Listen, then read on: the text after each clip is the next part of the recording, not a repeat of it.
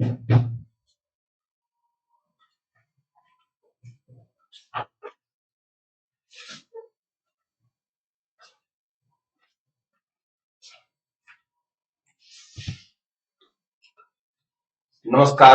नमस्कारम।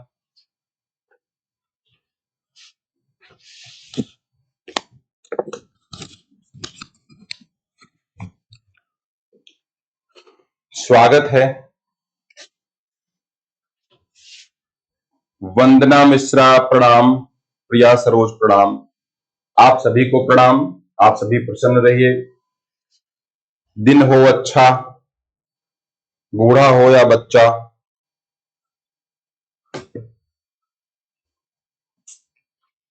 बात को हम लोग आगे बढ़ाते हैं। रस सिद्धांत, रस संप्रदाय, रस, इनकी चर्चा करते हुए हम करुण रस पर आए हैं। यहां पर भारतीय काव्य शास्त्र के सरलीकरण की ओर हम बढ़ रहे हैं। वैसे आप सामान्य तौर पर रसों की संख्या देखते हैं। रस का स्थायी भाव क्या है, ये तो आप लोग पढ़ते ही पढ़ते हैं। थोड़ा गहरे में जाकर के हम आगे बढ़ते हैं। करुण रस, चलो पहले एक साधारण सा परिचय देखते हैं। करुण रस,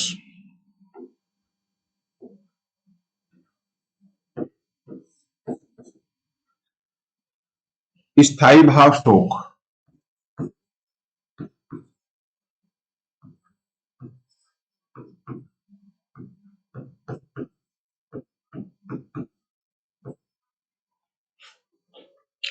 देखिए, श्रृंगार, करुण, वात्सल्य, ये तीन स्पेशल हैं जो डिग्निफाइड हैं अलग अलग। बाकी तो हम लोग पढ़ेंगे। इनसे कुछ प्रश्न, इतर प्रश्न आते हैं। इतर प्रश्न समझ रहे हैं, सीधे नहीं आते। बढ़िए आप लोग। तो यहां जब कोई ऐसा नुकसान हो कि कोई प्रिय वस्तु हो, प्रिय वस्तु या इष्ट व्यक्ति या वस्तु की हानि, कोई भी प्रिय वस्तु हो, ऐसी हानि जिसकी क्षतिपूर्ति आप न कर सको, इसकी हानि से जो विषाद होता है, विषाद, विषाद यानी कष्ट, वह शोक बन जाता है। कब शोक बन जाता है? जब विभाव, अनुभाव और संचारी भाव,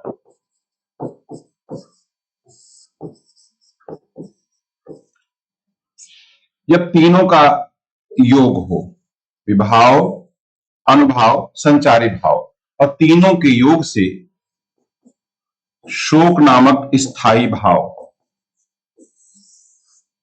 क्या होता है? व्यक्त हो जाता है। ऐसी दशा में हम करुण रस का दर्शन करते हैं। करुण रस, ठीक है। मूल बात यही है, प्रिय या इष्ट व्यक्ति या वस्तु की हानि जिससे विषाद हो, इससे विभाव, अनुभाव, संचारी भाव, तीनों के मिलने से। विजय यादव जी खुश रहिए, आप सभी प्रसन्न रहिए। वीडियो को शेयर कर दीजिए और जुड़े रहो, पढ़ते रहो। आप सभी का लाभ है अगर स्पष्ट हो जाए विचार, स्पष्ट हो जाए सिद्धांत। तो इतना सा साधारण, इतनी साधारण बात है जो आप लोग हमेशा पढ़ते हैं। अभी हम जो बता रहे हैं, अब हम आगे बढ़ते हैं।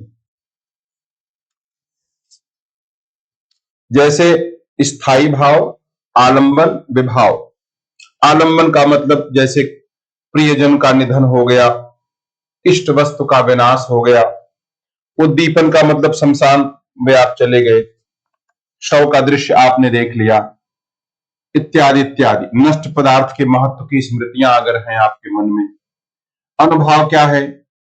भूमि पर गिर पड़ना, रोना, कांपना, चेहरे का रंग उड़ जाना। संचारी भाव क्या है?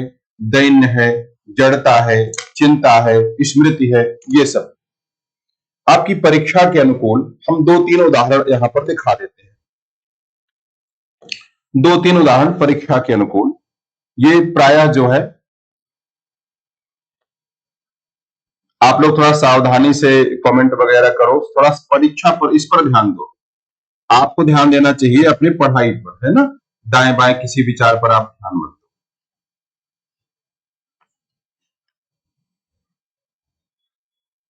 आपको हम दो एग्जाम्पल दिखाते हैं, ठीक है? दो एग्जाम्पल। एक एग्जाम्पल हो गया।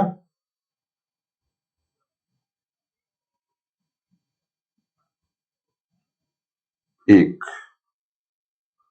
दूसरा एग्जाम्पल।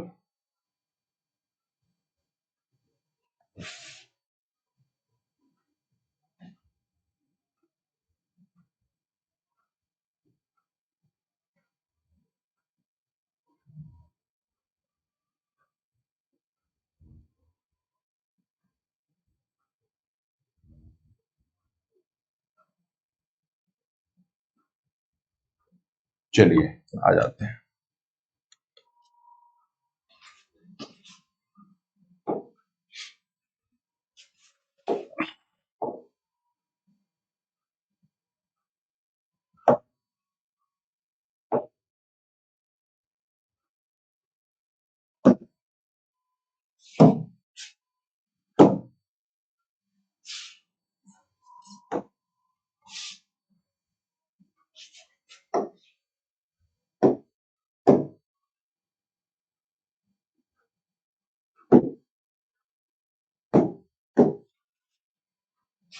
देखिए, एक तो एग्जाम्पल ये है, वैसे बहुत सारे एग्जाम्पल हैं।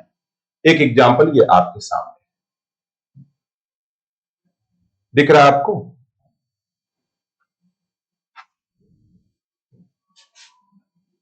मेरो सब पुरुषार्थ थाको।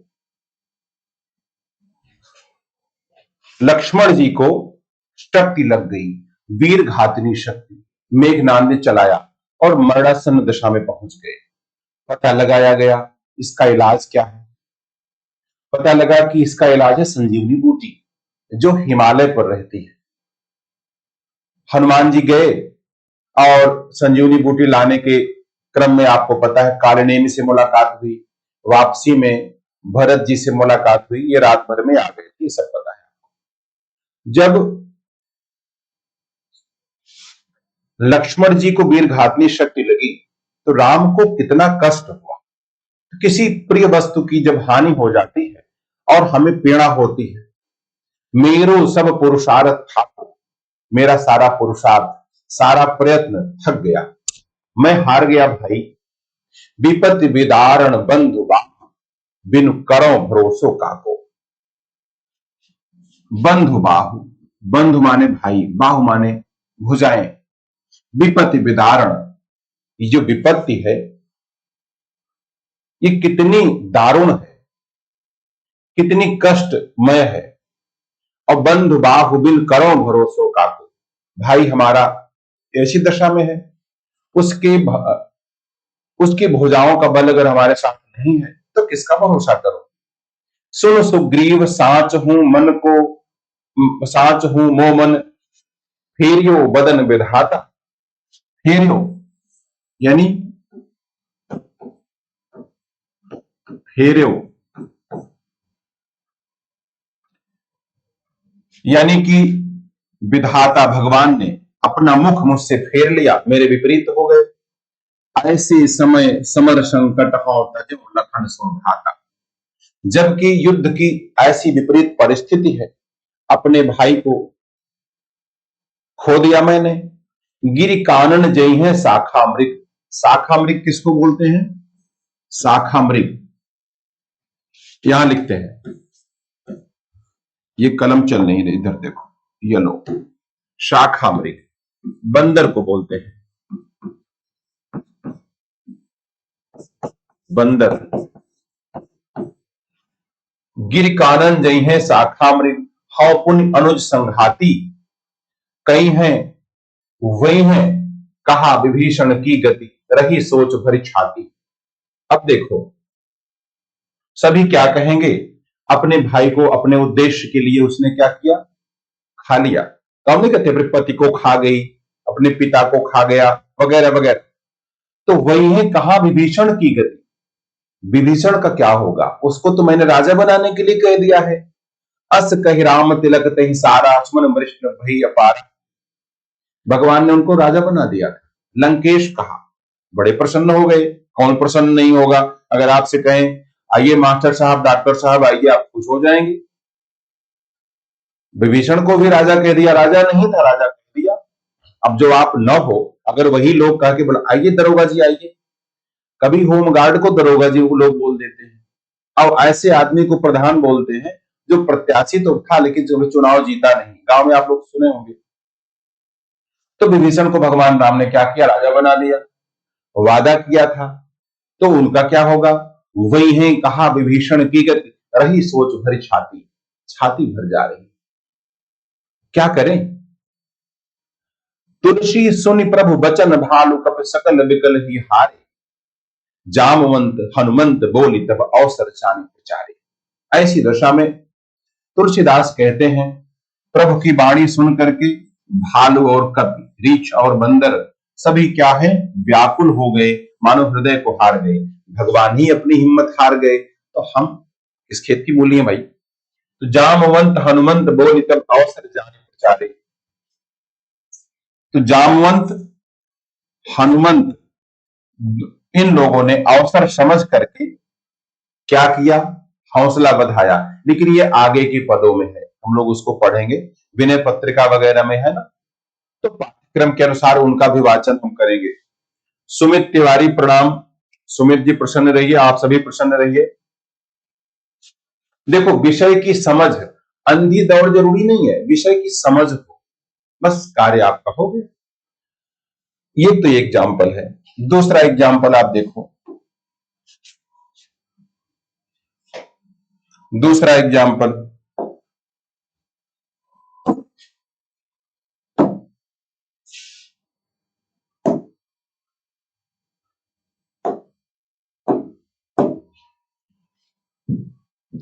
अभी तो बहुत कुछ बताना है मुझे, अभी धैर्य आप रखे रहो। यहां पर आपने जयद्रथ वध सुना होगा। जयद्रथ वध जो है गुप्त जी की किताब है, जयद्रथ वध, जयद्रथ वध, मैथिली शरण गुप्त।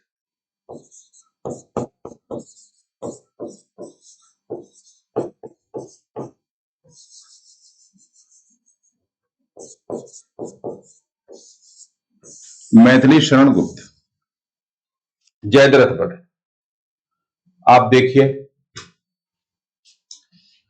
ऐसी प्रकरण और प्रकरण भी है। फिलहाल यहां पे हम बात करते हैं, जब अभिमन्यु का वध हो गया, अभिमन्यु का वध हो गया, अभिमन्यु के वध के बाद स्थिति क्या थी, उत्तरा को बड़ा कष्ट हुआ। उत्तरा महाराज विराट की बेटी थी।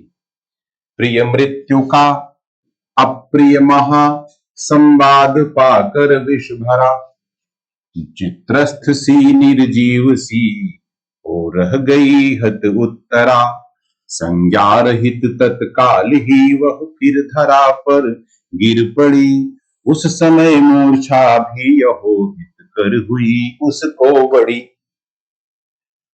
जैसे उसने सुना कि हमारे पति गुजर गए, अब जब अपूर्णीय क्षति होती है, हृदय को अपार कष्ट होता है। प्रिय मृत्यु का अप्रिय महा, संवाद पाकर विष भरा, विषैला, जैसे विष अगर किसी के गले में उतर जाए तो बचेगा नहीं, अब वैसी ही स्थिति हो गई। मानो वो चित्रस्थ सी हो गई। चित्र है ना, चित्र बिल्कुल चलता नहीं, जड़, चित्रस्थ सी, चित्रस्थ यानी जड़, चित्रस्थ सी निर्जीव सी हो रह गई हत उत्तर, संज्ञा रहित तत्काल ही वह फिर धरा पर गिर पड़ी, उस समय मूर्छा भी यहो हित कर हुई उसको बड़ी। श्वेता प्रणाम, खुश रहो बेटा। राजेश जी नमस्कार, नमस्कार Rajesh ji. Jyoti Sharma very good morning. Easy riders प्रणाम, आप भी खुश रहिए।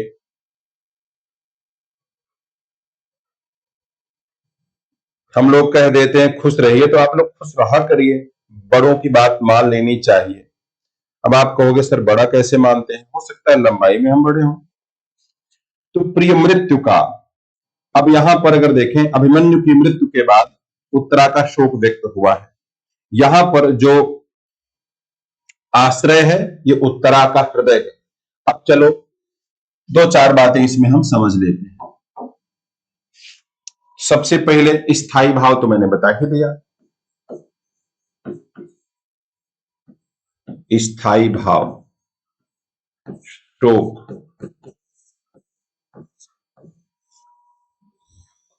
स्थायी भाव शोक, आश्रय, आश्रय कौन है, हमने पहले ही बता दिया। आश्रय, आलंबन, उद्दीपन, सारे टर्म हम बता चुके हैं आपको एडवांस में। आश्रय है उत्तरा का हृदय,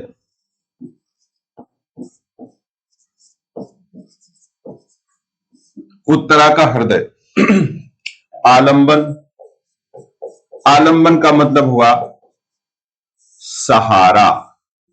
यह जो हमारे अंदर भाव जगता है, किसका सहारा लेकर, कोई घटना हो सकती है, किसी व्यक्ति की चेष्टा हो सकती है। तो आलंबन यहां पर क्या है, प्रियतम यानी अभिमन्यु की मृत्यु,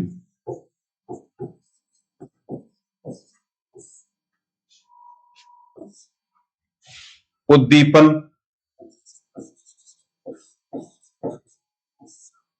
हमारे भाव को कौन उद्दीप्त कर देता है, बढ़ा देता है। जब खबर मिलती है मृत्यु का श्रवण, ऐसे कहो पूर्व की स्मृतियां,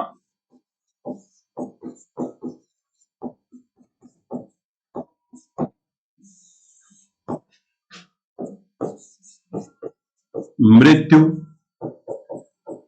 का समाचार है ना, लिखा है प्रिय मृत्यु का अप्रिय महासंवाद पाकर विष भरा।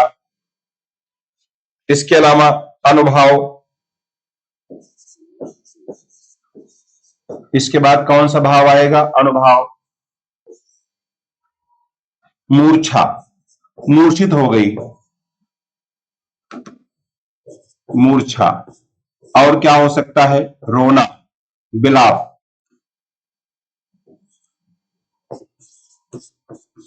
विलाप। तो एक के बाद एक भाव आता है। एक सज्जन है अशोक, वेरी गुड मॉर्निंग, बहुत बहुत स्वागत है आप सबका। क्रंदन, रोना, क्रंदन, क्रंदन करना। अब कौन सा भाव संचरण करेगा, तो भाव संचरण करेगा जड़ता।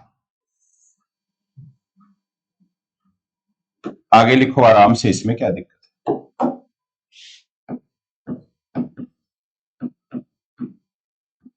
संचारी भाव जड़ता, चित्र जैसी हो गई, चित्र जैसी हो गई।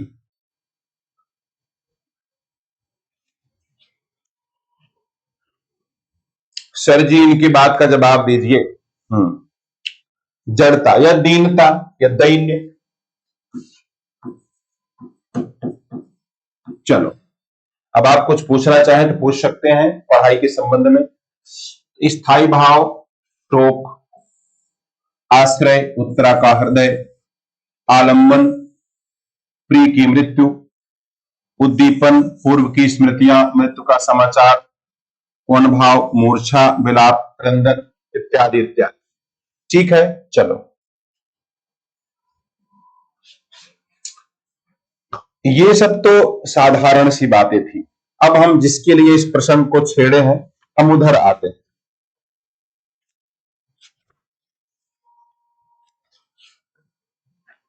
तो प्रश्न आया कि करुण को किसने रस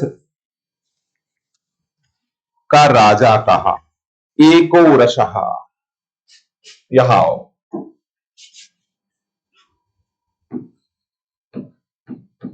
करुण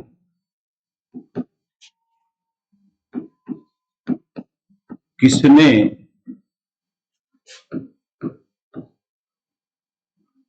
किसने इसे प्रधान रस कहा?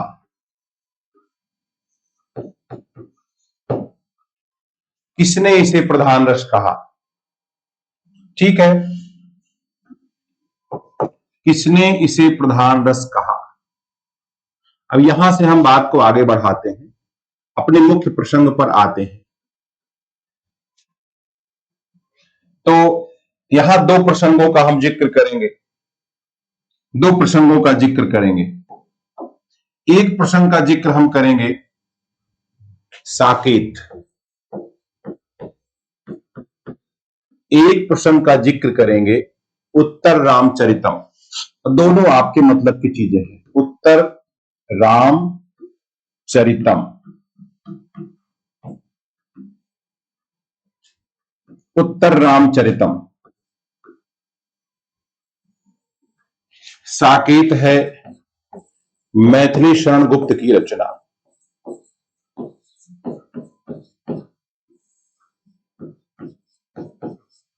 और उत्तर रामचरितम है भावभूत की रचना। आजकल आपके जो नए नए पाठ्यक्रम आ रहे हैं उनमें संस्कृत की रचनाएं भी पूछी जाएंगी, तो इसलिए ये काम की चीज है, आप इसको ध्यान से देखो। तो प्रकरण क्या था? प्रकरण ये था साकेत का नवम सर्ग, साकेत का नवम सर्ग।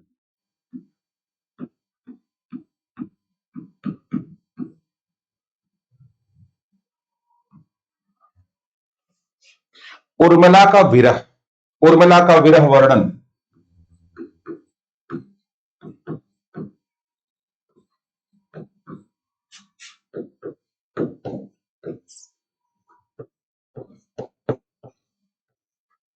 उर्मिला का विरह, ध्यान से आप लोग देखना, ध्यान से देखना। तो गुरुदेव रविंद्रनाथ टैगोर ने ये बात लोगों से कही कि भाई सीता की चर्चा हम लोग करते हैं, उर्मिला की चर्चा नहीं करते।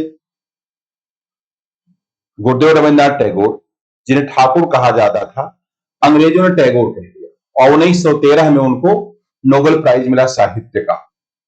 तो टैगोर जी की बात प्रकाश में आई, आप लोग वीडियो को शेयर कर दीजिए, प्रकाश में आई। उस समय महावीर प्रसाद द्विवेदी का नाम सुना होगा आपने, उन्होंने एक निबंध लिखा, कवियों की उर्मिला विषयक उदासीनता। एक वैसे ही पढ़ा जाता है, वन लाइनर पढ़ते पढ़ते आप पढ़ना भूल गए हैं और आप शिक्षक उसी को मानते हैं जो तथ्य बताता है। जो भी हिंदी पढ़ना जानता है वह क्लास ले सकता है क्योंकि तथ्य बताना है, नहीं, इसीलिए आप भूल जाते हैं।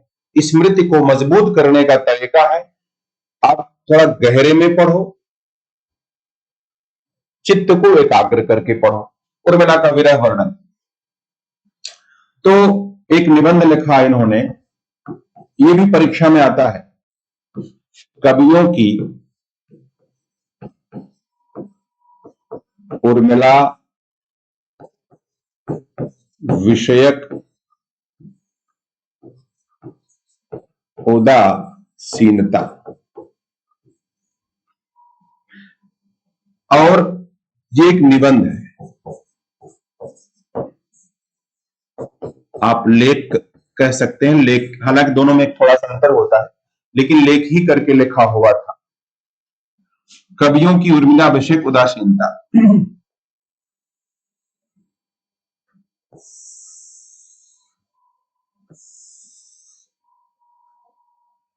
इसको जिन्होंने लिखा उन्होंने अपना नाम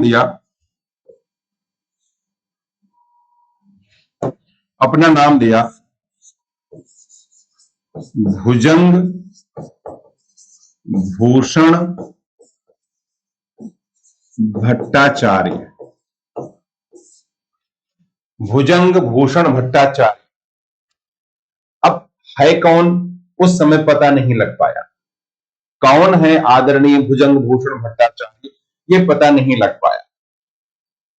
एक मिनट जरा हम जो है इसमें परिवर्तन कर देते हैं।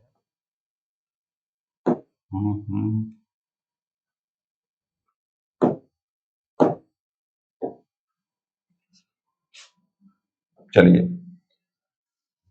भुजंग भूषण भट्टाचार्य, उसमें पता नहीं लग पाया कि कौन है ये महाशय।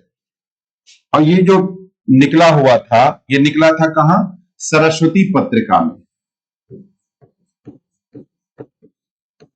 सरस्वती पत्रिका, उस समय संपादक थे महावीर प्रसाद द्विवेदी। ये जो निबंध लिखा था भुजंग भूषण भट्टाचार्य जी के नाम से, ये बेसिकली कौन थे, महावीर प्रसाद द्विवेदी।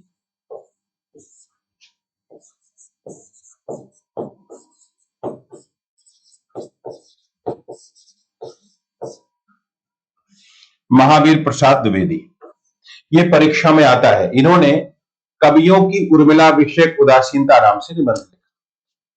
अब ये जब निबंध लिखा इन्होंने, बड़ी हलचल मच गई। इस निबंध के केंद्र में क्या था, इस निबंध के केंद्र में था कि उर्मिला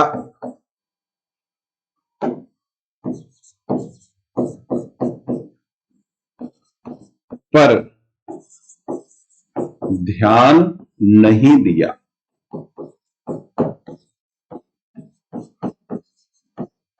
अब पहला आरोप तो लगा वाल्मीकि पर।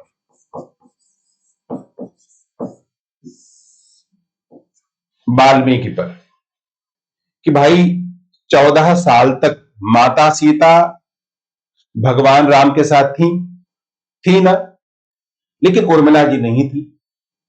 उर्मिला जी पति के बिना अकेले थी। क्या उनके त्याग का कोई महत्व नहीं है, उनके त्याग का महत्व नहीं है। अब दूसरी बात, जब लक्ष्मण बन जा रहे थे, उर्मिला की क्या दशा रही होगी, कुछ तो रही होगी। है महाकवि वाल्मीकि, आपने ध्यान नहीं दिया इस पर। और कमेंट मारते हैं, कहते हैं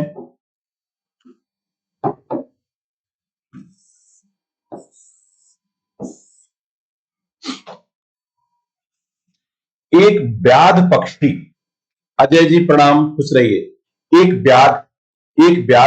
एक पक्षी को, यानी कि हंस के जोड़े को देख करके व्याकुल हो जाता है, और एक मनुष्य के इस दशा को देख करके व्याकुल नहीं होता। इतनी हृदयहीनता। अच्छा, वो क्या था, जो महर्षि वाल्मीकि थे, तमसा नदी के किनारे बैठे थे, नहाने गए थे। उन्होंने देखा एक बहेलिया, एक व्याध खींच के बाण मारा, और क्रौच पक्षी का जोड़ा, क्रौच माने होता है सारस, क्रौच माने सारस।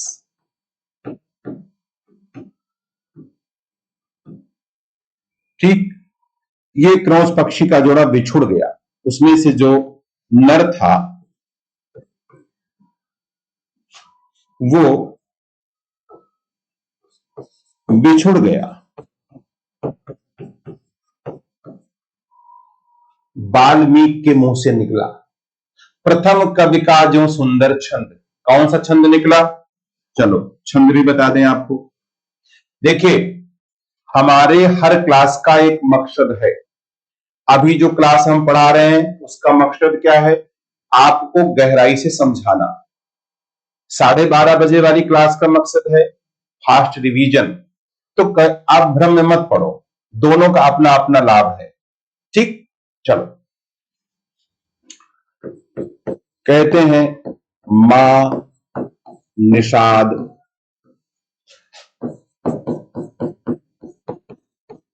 प्रतिष्ठाम त्वम गमः शाश्वती समाः यत् क्रौंच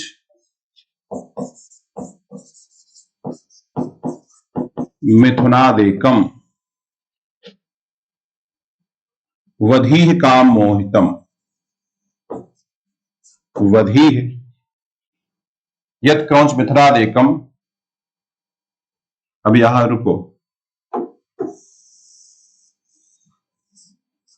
इसको हम अन्वय कर देते हैं। अवधीः काम मोहितम।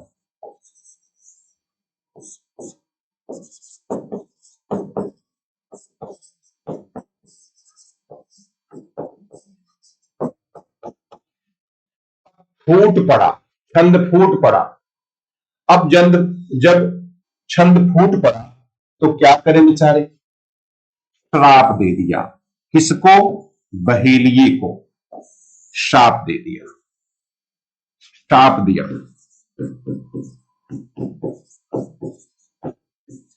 बधिक को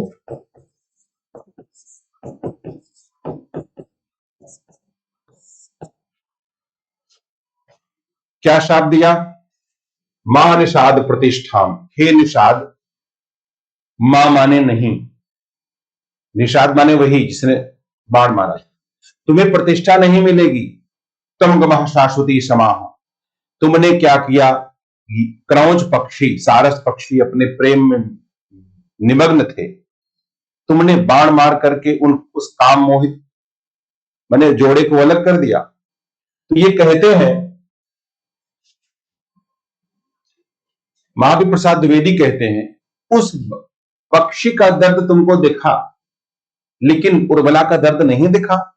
लक्ष्मण जंगल चले गए, उर्मिला ने कुछ तो सोचा होगा, वो फिर कैसे जाकर बिस्तर पर पड़ गई होगी, दुख में डूब गई होगी। अब बताओ, तो जब इन्होंने यह लिखा निबंध कवियों की उर्मिला विषय उदासीनता, तब गुप्त जी ने लिखा साकेत। साकेत,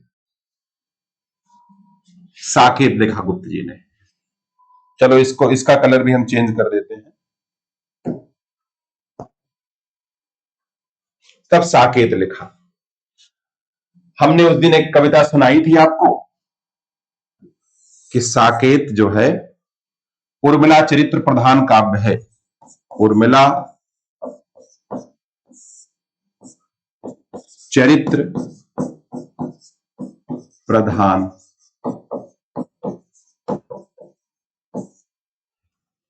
दूसरी बात, राम के समय की ज्यादातर घटनाएं अयोध्या में घटती हैं।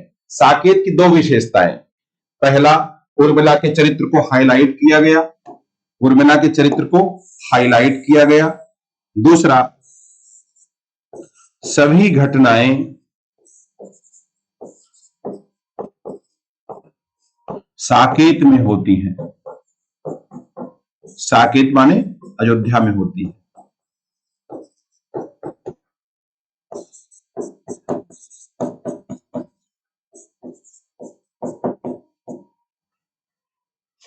तो सीता की पूजा युग ने की, उर्मिला विरह किसने जाना, युग पुरुष मैथिली शरण गुप्त, तुमने दुखिया दिल पहचाना। पहचाना दुखिया दिल। अच्छा, इन्होंने उर्मिला जी को ही नहीं, इन्होंने कैकेयी का भी उद्धार कर दिया।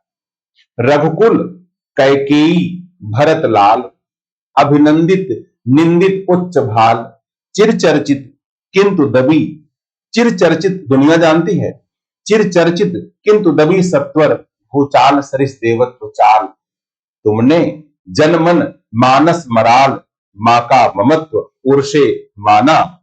युग पुरुष मैथिली शरण गुप्त, तुमने दुखिया दिल पहचाना। भाई गलती थी, मां थी, मां के अंदर ये भाव आ जाता है। ठीक है, तो ये जो है इन्होंने लिखा, गुप्त जी ने लिखा। और इसमें हम आ गए फिर नवे सर्ग में। नवे सर्ग में, नवे सर्ग में क्या था? नवे सर्ग में आते हैं, इधर आ जाते हैं। हमको उत्तर रामचरितम बताना है, करुण रस बताना है, वहीं पर आते हैं वापस। देखो, थोड़ा सा धैर्य रखो आप लोग। धैर्य बहुत बड़ी चीज का इलाज है, एक बार से कई निशाने लग जाते हैं। तो उसमें लिखा इन्होंने, करुणे तू क्यों रोती है। अब उत्तर में और अधिक तू रोई, उत्तर में और अधिक तू रोई, मेरी विभूति है जो,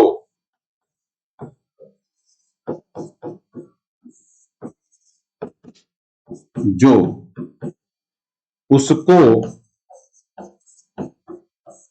भवभूति क्यों कहे कोई।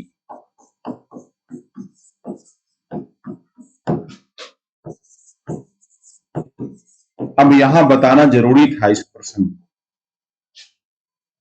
प्रश्न किए, करुणे तू क्यों रोती है, करुणे तू क्यों रोती है, उत्तर में और अधिक तू रोई। अब यहां उत्तर माने क्या हुआ? उत्तर का एक हुआ जवाब, और दूसरा क्या हुआ? उत्तर रामचरितम।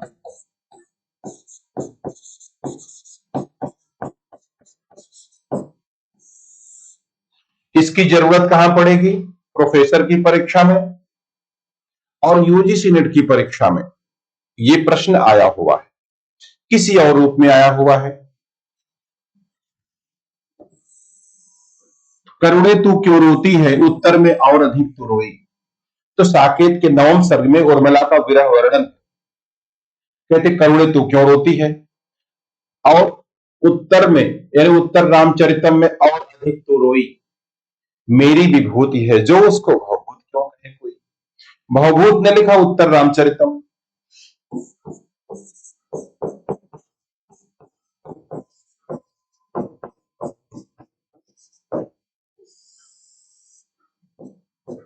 जब अश्वमेध यज्ञ का घोड़ा छोड़ा गया, तो अश्वमेध यज्ञ का जो घोड़ा छोड़ा जाता है तो उसका एक साधारण सा नियम है कि जो उस घोड़े को पकड़ लेगा उससे होगी लड़ाई, रक्तपात नहीं होगा, लड़ाई होगी। और जिसने छोड़ दिया, निरापद घोड़ा वापस चलाया, वो उसी का हो जाता है। चक्रवर्ती सम्राट कहलाने के लिए अश्वमेध यज्ञ जरूरी था। तो भगवान राम ने भी छोड़ा, घोड़े को लव कुश ने पकड़ लिया। तो घोड़े को लव कुश ने जब पकड़ लिया, युद्ध हुआ, सब हार गए। अंत में राम भी आए, लक्ष्मण भी आए। तो लक्ष्मण गए, माता सीता से मिले, नमस्ते नमस्ते किया उन्होंने। तो माता सीता ने कहा कि मैंने सुना यज्ञ हो रहा। कहा हाँ।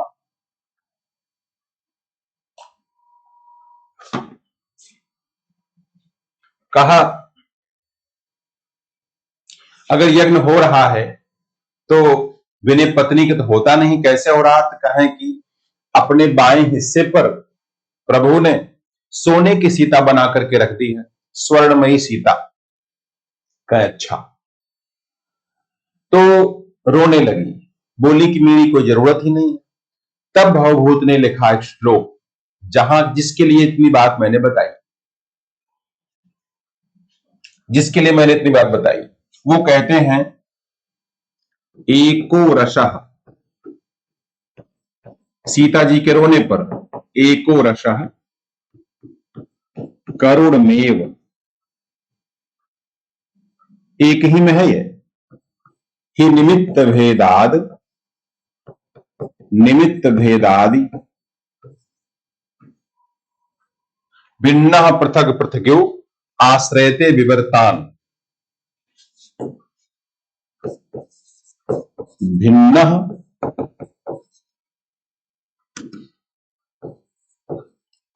पृथक पृथग्यो आश्रयते विवर्तान।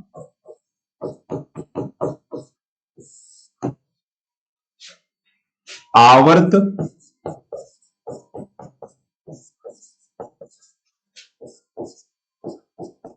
बुदबुद तरंग मयान विकारान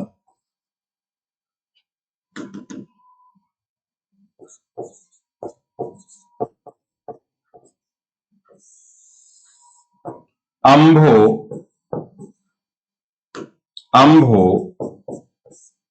यथा सलिलमेव, सलिलमेव हि तत्समस्तम। ये था। अब देखो, एको रसः करुणमेव, यही आता है परीक्षा में। एको रसः करुणमेव, भवभूत ने कहा एक ही रस है करुण रस, एको रसः करुणमेव। Thakur Mahesh, very good morning, most welcome, स्वागत है। याद कर लो इन चीजों को, हम तो याद करा देते हैं। एको रसः करुणमेव, ये निमित्त भेद से भिन्न भिन्न रूप धारण करता है आश्रय लेकर, आश्रय ते विवर्तान। जैसे आवर्त है, आवर्त माने भंवर, बुदबुद बुलबुला है,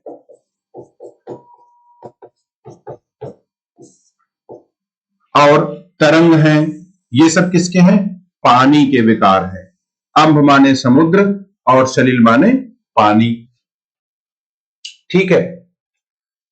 अंब माने समुद्र। देखो यहां पर हम एक आपको पर्यायवाची बताते हैं, आप लोग सब जानते हैं फिर भी बता रहे हैं आपको। जल, इसकी पर्यायवाची बताइए। नीर, तोय, अंब। और भी है, और भी है, हम बता रहे हैं आपको। अब जल में कौन उत्पन्न होता है? कमल।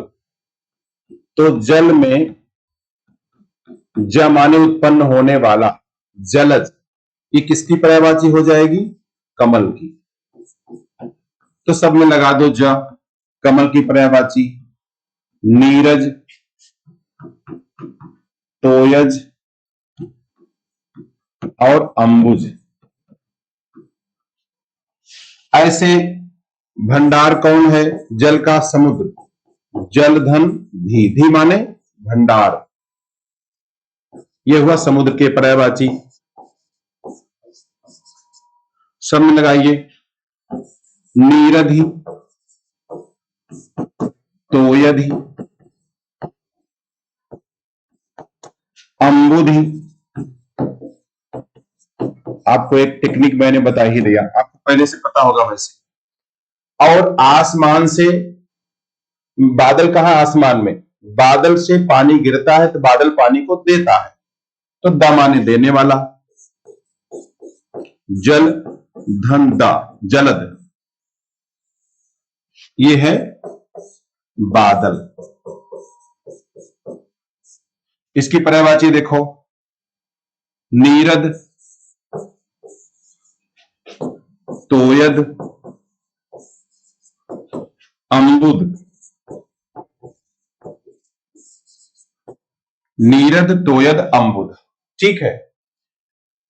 ये तो मेरे ख्याल में आ गया, मैंने बता दिया, आप शायद जानते भी हो। नीरद तोयद अम्बुज, नीरद नीर तोय अम्बु, ये नीरज तोयज अम्बुज, नीरद ही तोयद ही अम्बुद ही, और नीरद तोयद और अम्बुद। ठीक है। अच्छा, इसके अतिरिक्त भी है, जैसे अब आप कमेंट कर सकते हैं, हम पानी का बता रहे हैं, बाकी का नहीं। पानी का एक तो है सलिल, उदक और नीर, सॉरी वारी। आइए इधर आइए।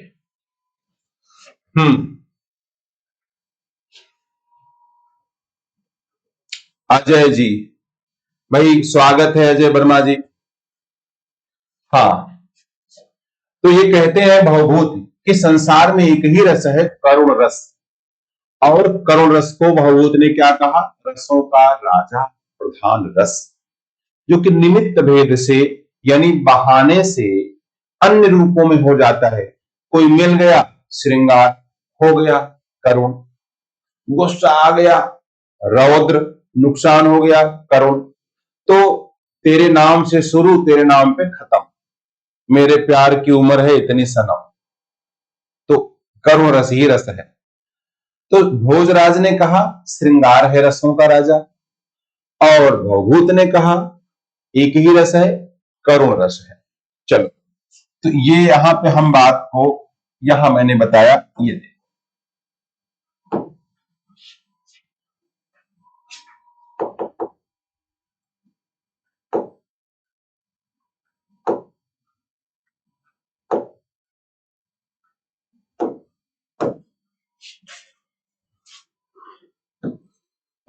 तो भवभूति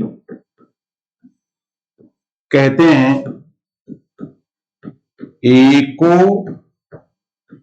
रसः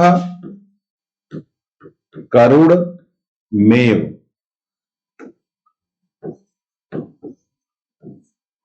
देखो, इस क्लास का आपका अपना आनंद है, फास्ट क्लास का अपना आनंद रहता है, तो मिक्स मत करिएगा, नहीं तो इसका ये आनंद खो जाएगा। आनंद को नहीं खोना चाहिए। दुनिया आनंद को ढूंढ रही है, और ये सब आपकी परीक्षा में कहीं कहीं टकराते हैं। बीरबल ने एक बार अकबर ने कहा, भाई मूर्खों को ढूंढ करके लाओ। तो अकबर ने कहा, तो कहा कुछ पैसा वैसा लगेगा? तो कहा बिल्कुल। तो 5 मूर्ख ढूंढने थे। पहला मूर्ख, जब वो निकले, शाम का समय था, एक आदमी महल की खिड़की के नीचे कुछ ढूंढ रहा था। बीरबल ने कहा क्या कर रहे हो, बट डिस्टर्ब मत करो हमको, डोंट डिस्टर्ब मी। देखो अंग्रेजी बोल रहा है। तो कहा तुम ढूंढ क्या रहे हो? बोला मैं हीरे का हार ढूंढ रहा हूं। हीरे का हार? यहां तो कुछ दिख नहीं रहा। आप डिस्टर्ब क्यों कर रहे हो, अपना काम करो। बीरबल ने कहा ठीक है, मैं भी तुम्हारी मदद कर दूंगा, लेकिन ये बताओ तुम यहां क्यों ढूंढ रहे हो? यहां तो रोशनी है, कुछ दिख नहीं रहा। तो उसने कहा अच्छा ये बताइए, आप तो समझदार लगते हैं, कोई बात ढूंढनी है तो अंधेरे में मिलेगी कि रोशनी में मिलेगी? कहा नहीं, मिलेगी तो रोशनी में। कहा अच्छा, इसीलिए ढूंढ रहा हूं। ठीक है, लेकिन खोया कहां था? बोले हार खोया था सड़क के किनारे, झाड़ी के बगल, लेकिन ढूंढते ढूंढते शाम हो गई। अब आप खुद कह रहे हैं कि रोशनी में ढूंढना चाहिए, हम यहां आ गए, महल के बगल खिड़की पे ढूंढ रहे हैं, क्योंकि यहां रोशनी है। बीरबल ने कहा चलो, एक मूर्ख तो मिल ही गया। नंदू शर्मा, नमस्ते भाई, नंदू जी का स्वागत है। नंदू जी खुश रहिए। और थोड़ा कमेंट वगैरह हम कम पढ़ पाते हैं, लेकिन पढ़ने योग्य कम कमेंट रहते हैं तो पढ़ ही देते हैं। स्वागत है। देखो, हीरे और मोती मिल ही जाते हैं। शैले शैलेन माणिक्य मौक्तिकम न गजे गजे, साधवो नहीं सर्वत्रम चंदनम न बने बने। हर जगह पर चंदन नहीं मिलते, चंदनम न बने बने। तो जितने लोग हमारे पास आए हैं सब वो क्या है? क्रीम, क्रीम जानते हैं, क्रीमेस्ट ब्रेन, जो सबसे प्यारे लोग होते हैं, हालांकि सभी प्यारे होते हैं। तो भवभूत ने क्या कहा, करुण रस को मुख्य रस कहा। तो एक ही रस है करुण रस, लेकिन यहां पर ध्यान क्या देना है, यह इन्होंने नाटक को लक्ष्य करके बनाया था। चलो इसमें हम और लोगों के कथन बता दें आपको, क्योंकि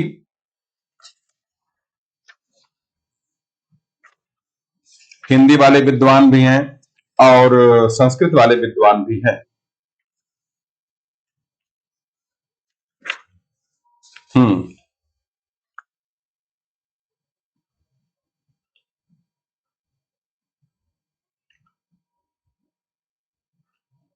अब आते हैं, पहला नंबर आते हैं हिंदी, 1 2 3, नाट्य दर्पण,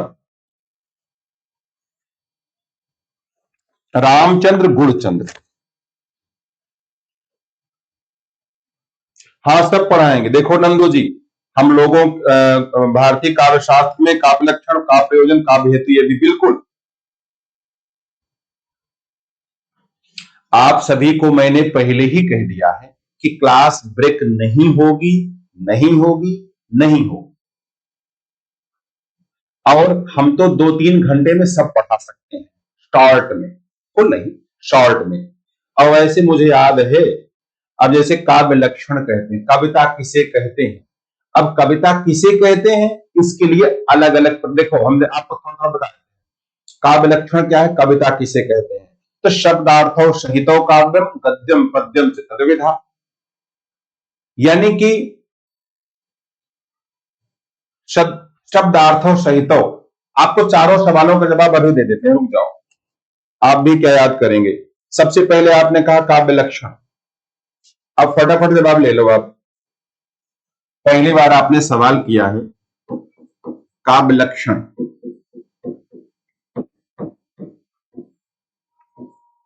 मेन समझ बता देते हैं। काव्य लक्षण कैसे माने कि ये कविता है, तो परिभाषा दिया, ये हमने शुरुआत में बता दिया था, शब्दार्थो सहितो काव्यम, गद्यम पद्यम च तद्विधा, लोक परिभाषा हो गई। शब्द और अर्थ का सहभाव कविता है, ठीक। शब्द और अर्थ का, जहां शब्द और अर्थ दोनों हो वो कविता है, लेकिन उनका सहभाव हो, मेल हो, बेमेल खिचड़ी नहीं होनी चाहिए। और दो विधाएं हो गई, गद्य और पद्य। अब इसके काव्यात्मा जुड़ गई, ध्वनि, रीति, वक्रोक्ति, रस, कुछ लोग कहते हैं ध्वनि रीत, रीतात्मा, काव्यात्मा रीति, रीति काव्यात्मा है। रीति फिर जाएंगे गौड़ी रीति, पांचाली रीति, वैदर्भी रीति, वो भी हम पढ़ा देंगे आपको, है ना। तो कविता कैसे कविता कही जाएगी, जब उसमें रस हो, अलंकार हो, छंद हो, यानी काव्य धर्मों का पालन किया जाए, इस पर डिस्कशन होगा। दूसरा आपने कहा काव्य प्रयोजन, प्रयोजन माने होता है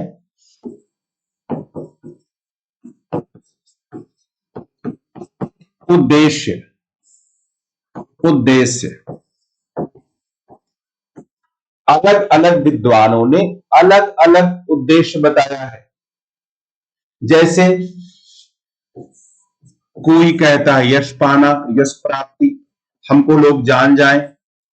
किसी का उद्देश्य है धन पाना, कुमार विश्वास जी हमारे प्यारे, धन प्राप्ति। किसी का उद्देश्य है लोक मंगल, जैसे हनुमान चालीसा लिखी गई, ऐसे ऐसे, ठीक। तीसरा आपने कहा, क्या कहा आपने, तीसरा कहा आपने काव्य हेतु, है ना। किसका परिभाषा है, थोड़ा आप भी वर्क करो, हम तो यहां खड़े हुए हैं, हम बताने के लिए हम मौजूद हैं, और थोड़ा जल्दबाजी मत रखो। देखो अगर आप परीक्षा लेने के लिए आएंगे तो आपको नुकसान होगा, आप जानने के लिए आओ, एक क्लिक करिए तुरंत गूगल बता देगा ये किसने कहा। आप पढ़ते हैं चीजों के सरलीकरण के लिए। काव्य हेतु, यहां पे हम बात कर रहे हैं ना रस की, हम रस पर ही बात करेंगे, इसलिए सिर्फ पहले कमेंट का जवाब है बस। काव्य हेतु, हेतु माने कारण, जैसे प्रतिभा, व्युत्पत्ति और अभ्यास। ठीक, प्रतिभा, व्युत्पत्ति और अभ्यास। कुछ लोग कहते हैं जन्मजात गुण होता है, कुछ कहते हैं संगतेषुपजायते, संगत से उत्पन्न हो जाता है, और कुछ लोग क्या कहते हैं कि भाई ये जो कविता है अभ्यास से आती है, अभ्यास से आती है। ठीक है, तो ये जो है आपका इस प्रकार से हो गया। हम लोग रस पर वापस आते हैं और आप लगातार पढ़ो तो ये चीजें सब हम आपको बता देंगे। अभी हम लोग रस की बात करें, रस पर ही आप आ जाए।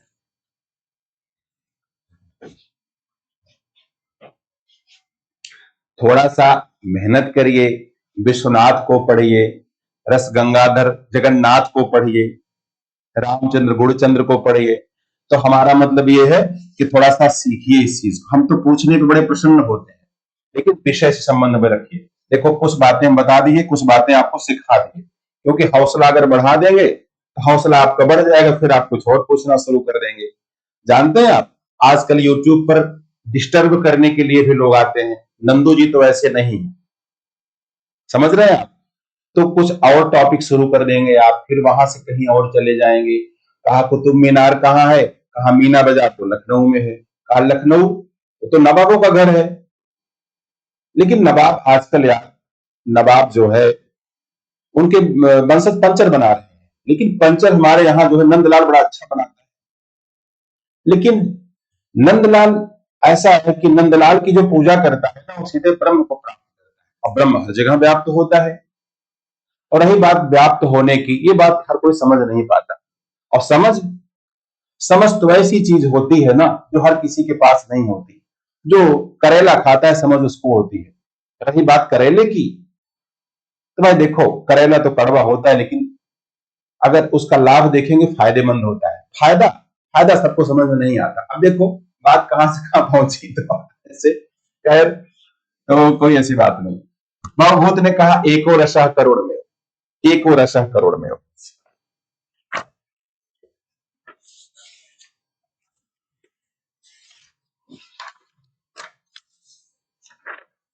कई बार उत्तर का जवाब देने में बात लंबी हो जाती है। हाँ, हम करोड़ रस की बात वापस करते हैं।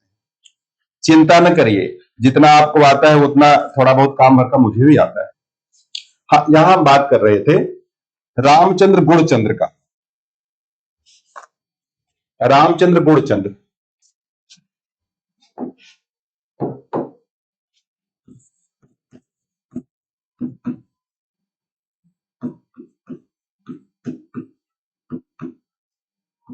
रामचंद्र गुणचंद्र डेली क्लास जो देखते हैं तो उनको सारा ज्ञान अपने आप, हम कई बार रिपीट कर चुके हैं बातें।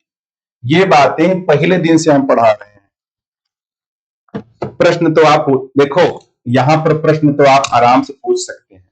अब हम तो इंतजार करते हैं कि भाई प्रश्न कोई पूछे, तो प्रश्न पूछेगा तो बड़ा मजा आएगा। प्रश्न कई बार अपने ज्ञान को बताने के लिए भी ना इसकी प्रश्न सहायता प्रदान करते हैं। ठीक है, चलो।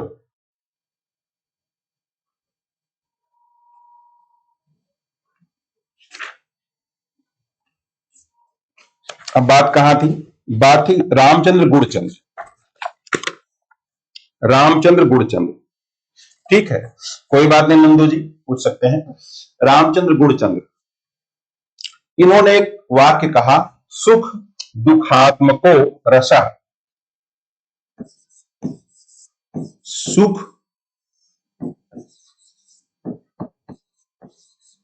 सुख दुखात्मको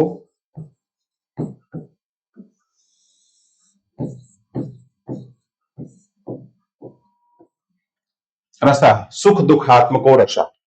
रस दो प्रकार के होते हैं। एक मिनट, सॉरी।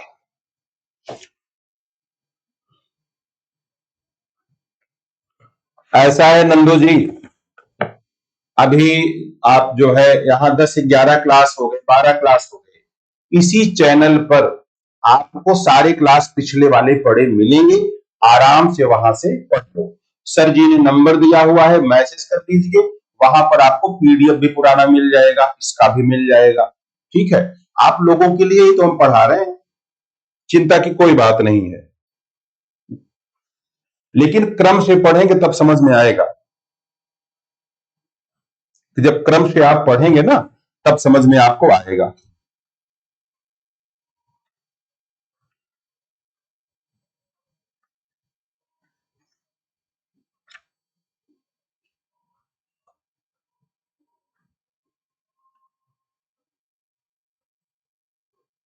तो आप कहोगे कि सर ने इतनी बातें बताई, लेकिन बताया नहीं किसने कहा था, शब्दार्थों सहित तो काव्यम। तो देखो यहां पे अभी मैंने कहा गूगल पे हल्का सा बटन दबाओ, शब्दार्थों सहितो काव्यम, तीज पुछल्ला लगाकर बहुत लोगों ने बहुत बताया। भामा की किताब काव्यालंकार,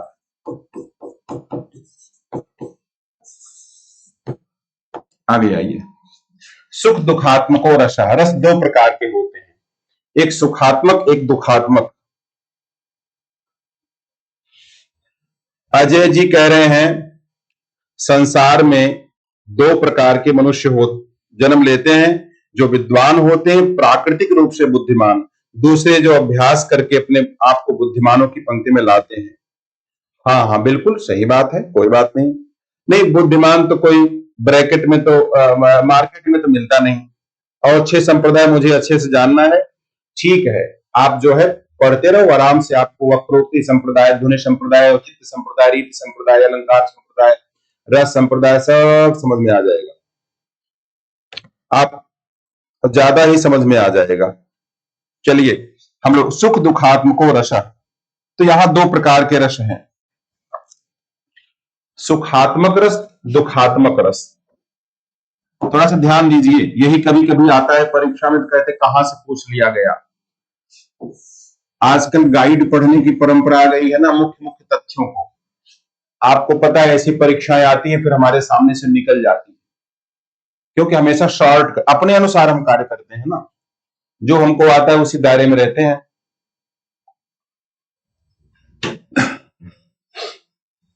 सुखात्मक रस, दुखात्मक रस, दो प्रकार के रस होते हैं। रामचंद्र गुणचंद्र कहते हैं। तो यहां पर सुखात्मक रस कौन है? 5 सुखात्मक रस।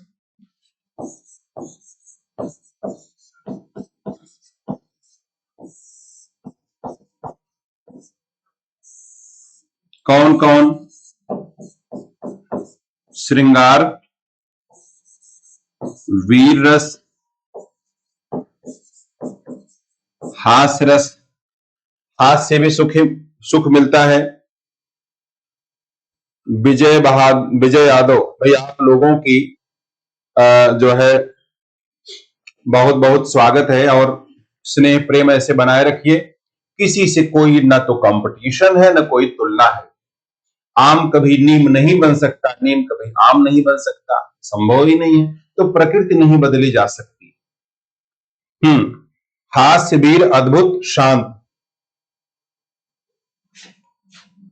अद्भुत रस।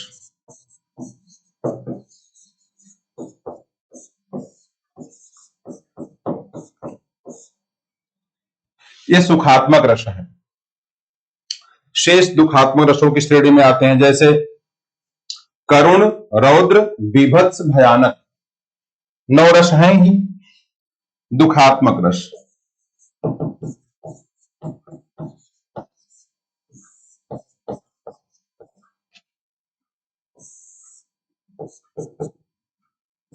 करुण, रौद्र, बीभत्स, भयानक। ठीक है, करुण, रौद्र, बीभत्स, भयानक। असल में ये जो कथन है, शब्दार्थों सहितो काव्यम, ये बहुत सारे विद्वानों के कथनों का पहला हिस्सा है। ठीक,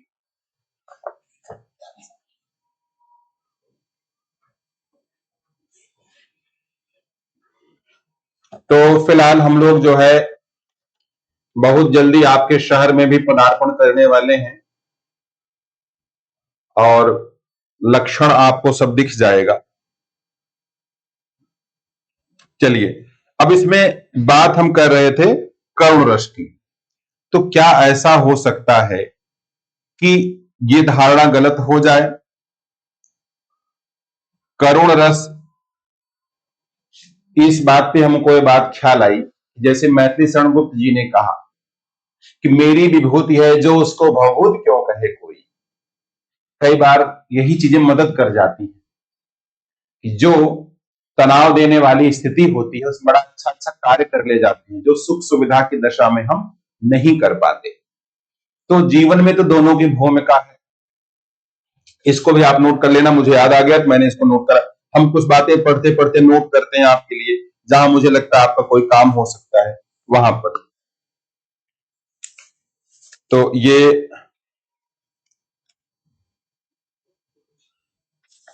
रस ही सुख दुख रूपा, श्रृंगार प्रकाश में इसकी कोई आवश्यकता नहीं। संस्कृत के जो प्रश्न आते हैं उनमें ये सब आता है। बाकी विश्वनाथ, एक कथन उनका, नगेंद्र ने रस सिद्धांत एक किताब लिखी है, साधारणीकरण को लेकर के उन्होंने इसमें भी एक बात ऐड की है। देखो, जैसे हम बता रहे हैं आपको, इसमें अरस्तु ने भी त्रासदी की बात की थी, वो भी इसी में आप कहो तो हम ऐड कर सकते हैं अरस्तु का विचार। अरस्तु अरस्तु अरस्तु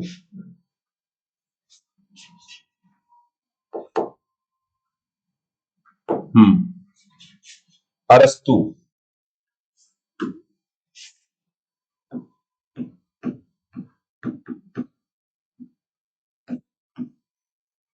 तो अरस्तु ने 3 सिद्धांत दिए, अनुकरण,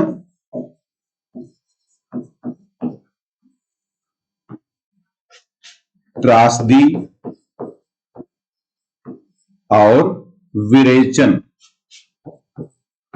विरेचन,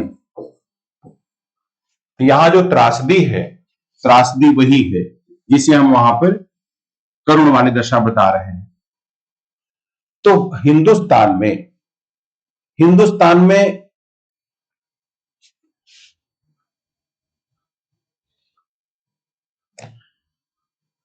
त्रासदी की परंपरा नहीं थी।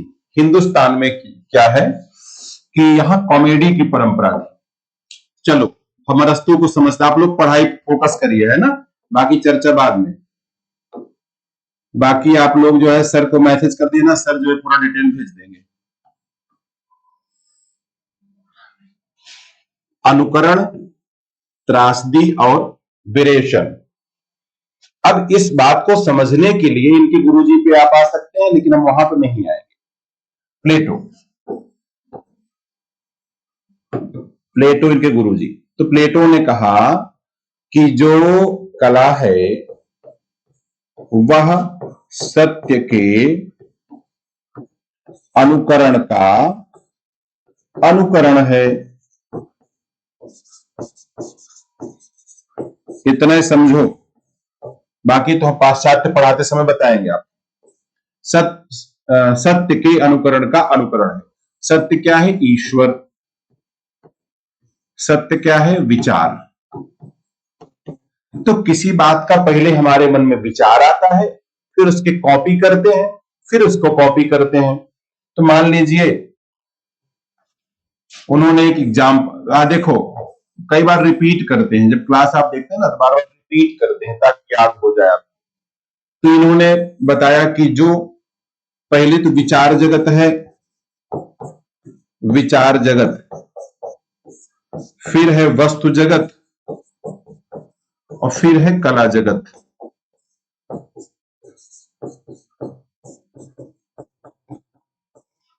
विचार जगत, वस्तु जगत, कला जगत। तो इसका अनुकरण ये, इसका अनुकरण ये। तो सत्य से तिगुनी दूरी होने पर कला जो है त्याज्य, ये बात तो वहां हो गई। इन्होंने भी कहा अनुकरण, लेकिन इन्होंने इसी को कला कह दिया, यानी इसका मतलब यह था कि सत्य का अनुकरण है, इसलिए ये जो है त्याज्य नहीं है। अब त्रासदी की बात करते हैं। त्रासदी को एक नाम दिया गया कैथारसिस। कैथारसिस, कैथारसिस मतलब सॉरी ट्रेजिडी। कैथारसिस है विरेचन, ये है कैथारसिस। ये आपकी परीक्षा में यूजीसी नेट वगैरह में आता है कि विरेचन को हम लोग क्या बोलते हैं, कैथारसिस ही बोलते हैं। हाँ, ट्रेजिडी।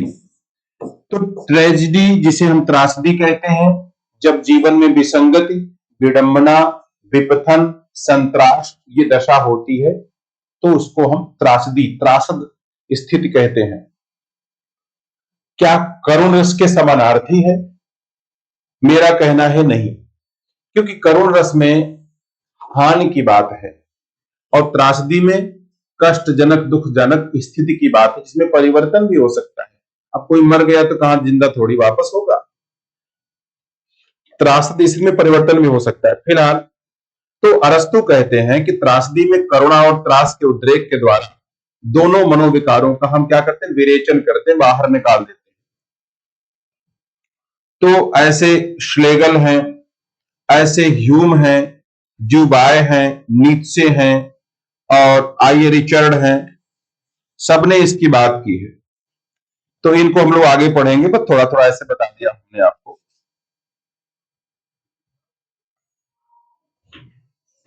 ऐसे विश्वनाथ, यहां ये हो गए आपके भवभूत, फिर विश्वनाथ,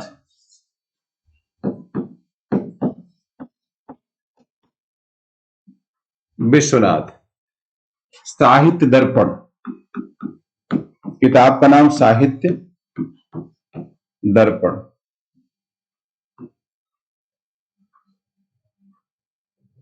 साहित्य दर्पण, इसमें एक वाक्य इनका है, वाक्य है इष्ट नाशाद निष्ठाप्ते करुणाख्यो रसो भवेत। कहते हैं करुण रस का, इनका वाक्य है करुण रस का स्थायी भाव है शोक। पूरा वाक्य बता रहे हैं, स्थायी भाव है शोक, और इसका लक्ष्य क्या है? इसका प्रमुख तत्व है इष्ट का नाश और इसका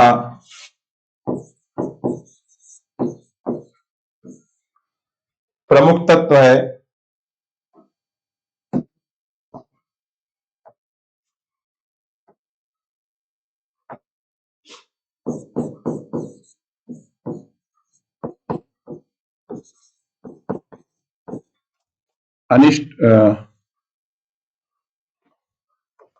अनिष्ट का नाश और इष्ट की प्राप्ति।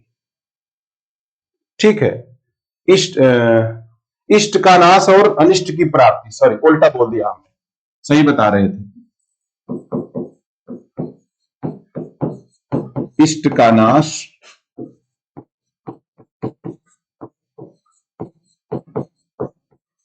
और अनिष्ट की प्राप्ति। चलो,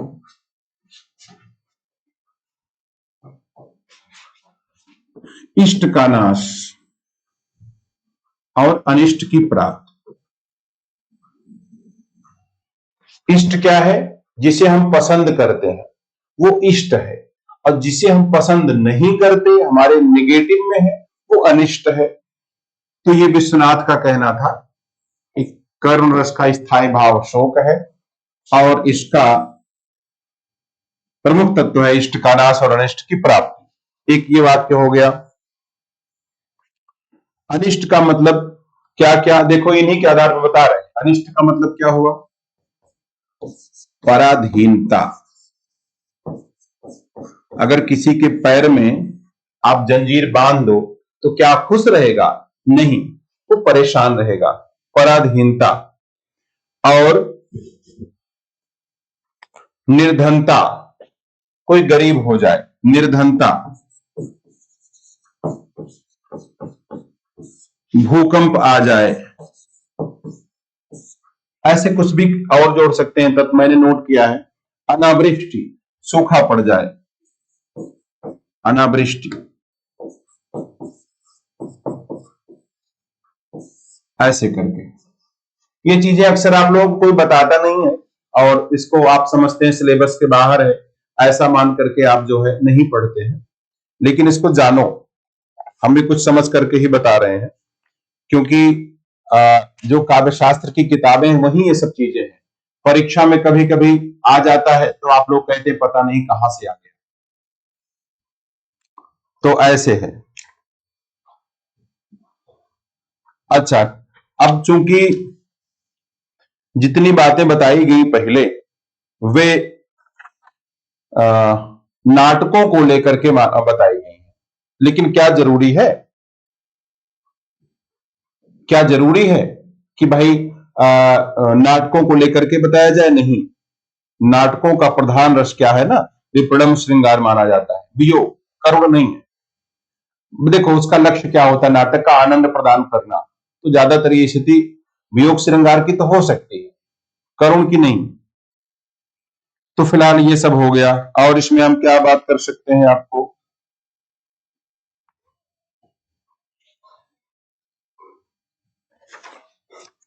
और इसमें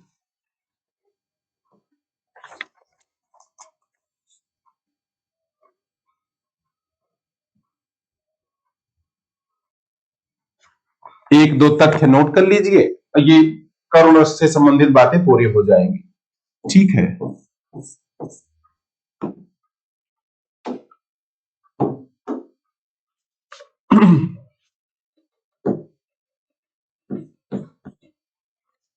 शास्त्रीय आधार पर,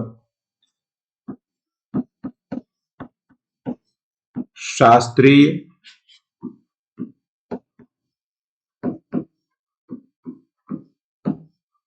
आधार पर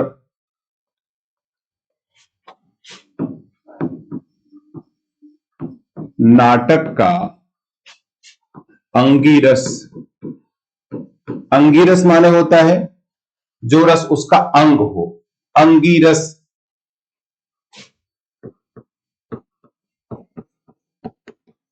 विप्रलंभ श्रृंगार है, करुण रस नहीं। कल हम लोगों ने विप्लव श्रृंगार की बात कर ली थी।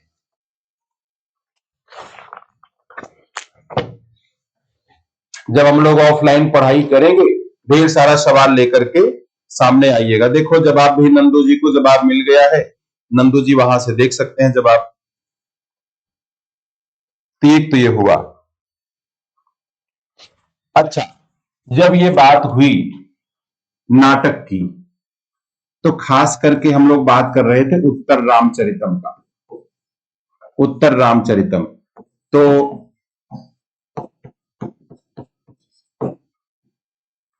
उत्तर रामचरितम में मुख्य रूप से कौन सा रस माने? तो मुख्य रूप से जो है हमने बताया नहीं, लेकिन वैसे उसी के संदर्भ में ये बात जो है चर्चा में थी उस समय।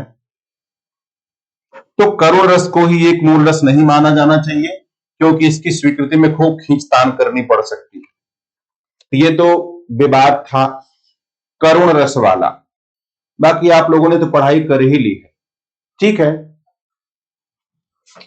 आगे आगे हम बात करते हैं शांत रस। बाकी रसों को भी पीछे कर दिया हमने। क्योंकि यहां पे आप शास्त्र पढ़ रहे हैं। शांत रस।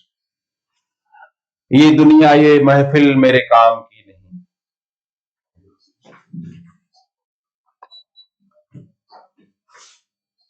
एक मिनट।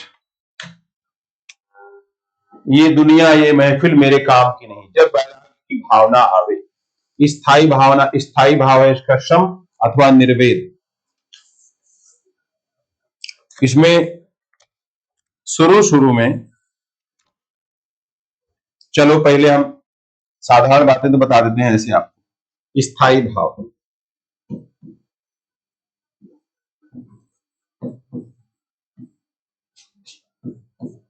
शम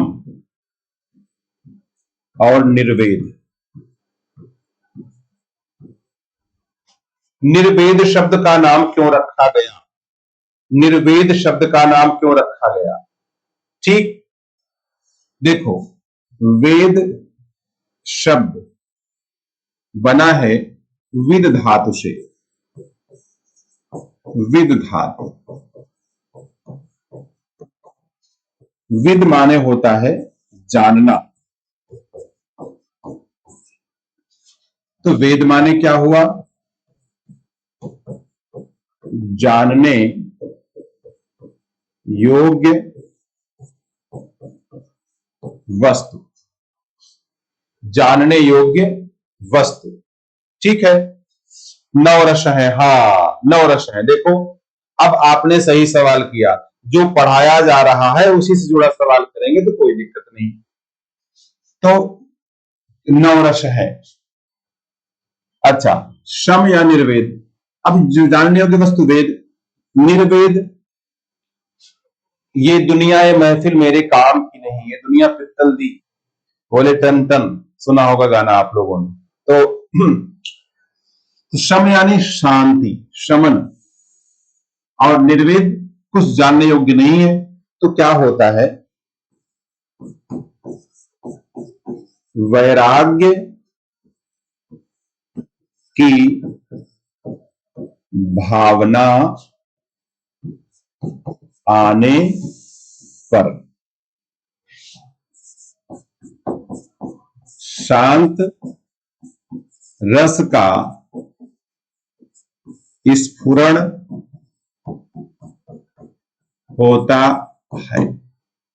अभी शांत रस के बारे में भी बहुत सारी बातें हैं। शांत रस को इतना मत समझो कि शांत है।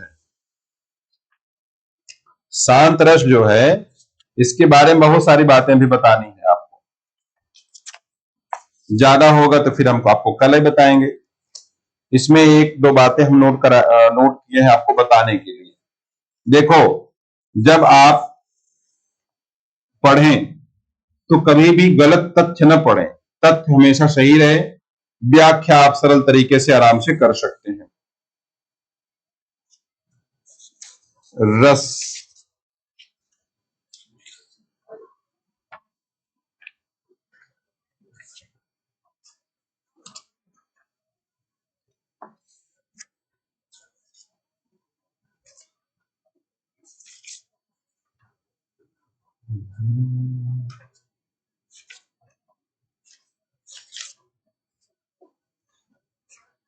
रसों की संख्या भी लोग अलग अलग बताए हैं। देखिए, पहली रसों की संख्या ना 8 ही थी, शांत रस बाद में जुड़ गया है। तो शांत रस पर आगे बढ़ा जाए ना, आगे बढ़ा जाए। इसको तो आप नोट ही कर लेंगे।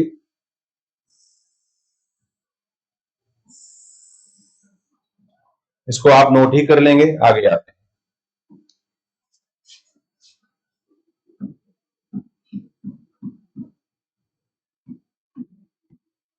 शांत रस पर सबसे अधिक बल दिया अभिनव गुप्त ने। शांत रस पर सबसे अधिक बल अभिनव गुप्त ने दिया।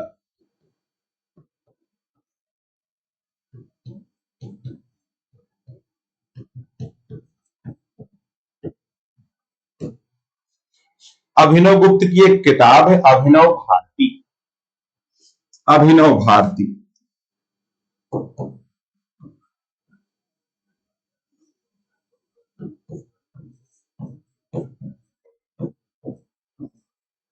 अभिनव भारती। देखो, पढ़ने और पढ़ाने में एक छोटी सी बात आपको ध्यान में रखनी है। डॉक्टर जो होता है पहले मरीज को 100वें मरीज को एक ही उत्साह से देखता है। समझ में आई बात? उसके सामने एक ग्राहक आवे, 1 लाख ग्राहक आवे, तो डॉक्टर एक ही उत्साह से मरीज को देखता है। इसी प्रकार से जो डीएम एसडीएम होते हैं, अधिकारी, उनके सामने एक व्यक्ति हो चाहे 100 व्यक्ति हो, एक ही उत्साह से निर्णय लेते हैं। विद्यार्थी के सामने बहुत विद्यार्थी हो, चाहे 10 विद्यार्थी हो, चाहे अकेला हो, उसी लगन से उसको पढ़ना चाहिए। यही पढ़ाने पर भी लागू होता है। जब हम अपने विषय वस्तु पर ध्यान रखेंगे तो स्वभावतः हमारा चित्त एकाग्र हो जाएगा। अभिनव भारती लिखते हैं, शांत रस संपूर्ण रसों का मूलाधार है। शांत रस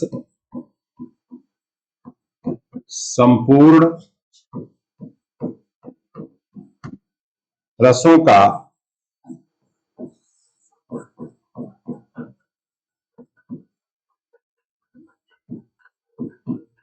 मूलाधार है। शांत रस संपूर्ण रसों का मूलाधार। अभिनव गुप्त। अच्छा, रसों की संख्या पहले 8 ही थी, इन्होंने इसको 9वां जोड़ दिया। कहते हैं इसका स्थायी भाव है तृष्णा क्षय सुख। अभिनव गुप्त की बात कर रहे हैं।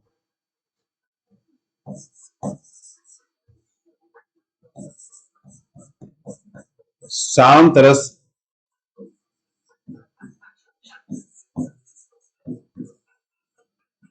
का स्थायी भाव है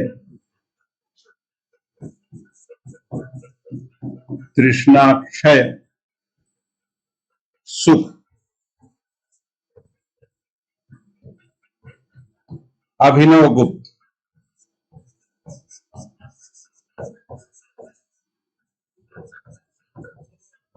ठीक है, शांत रस का स्थायी भाव है तृष्णा क्षय सुख। भला ये क्या चीज है? तृष्णा क्षय सुख ये है तृष्णा के नाश से उत्पन्न सुख।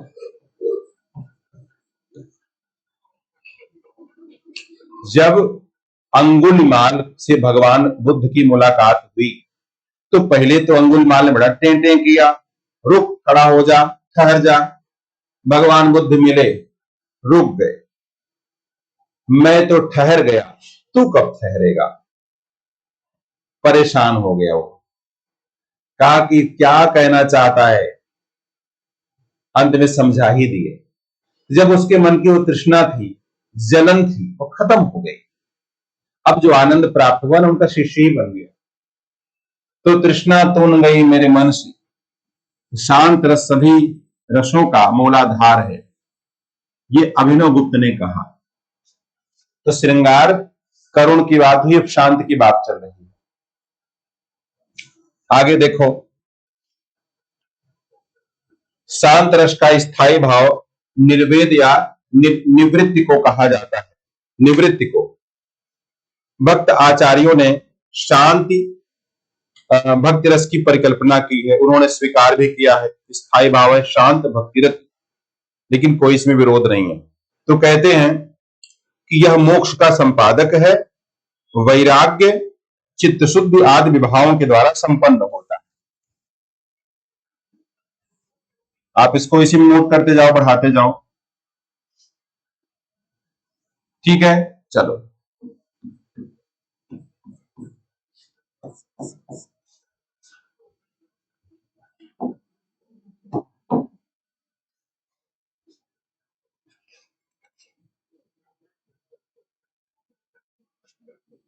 अनुभाव,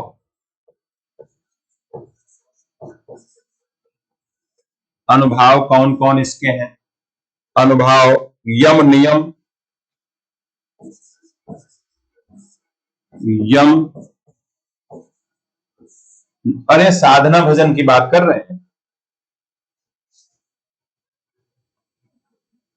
यम नियम,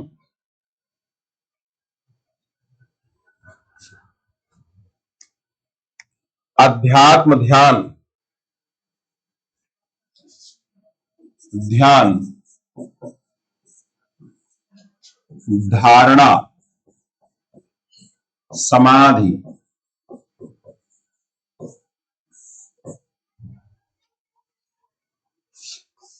ध्यान, धारणा, समाधि। और इसमें क्या? उपासना, उपासना,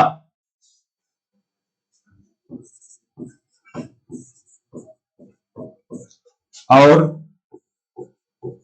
समस्त प्राणियों पर दया, समस्त प्राणियों पर दया। ये क्या इसके अनुभव है? आप लोग क्लास को शेयर कर दिया करें, और दूसरी क्लास 12:30 बजे होगी, उसमें जरूर आ जाना। उसमें हम लोग आज हिंदी साहित्य के इतिहास की बात करेंगे, आदिकाल को पढ़ रहे हैं। अवश्य आ जाइए, ठीक, अवश्य आ जाइए। अच्छा, संचारी भाव, संचारी भाव, ये तो अनुभव हो गए। अनुभाव को पढ़ लो भाई, ऐसे ही पढ़ लो। अनुभाव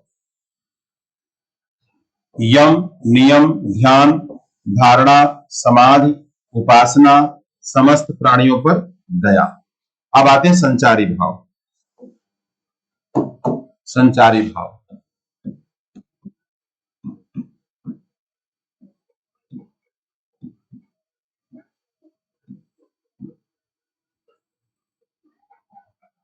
तो क्या संचारी भाव होगा?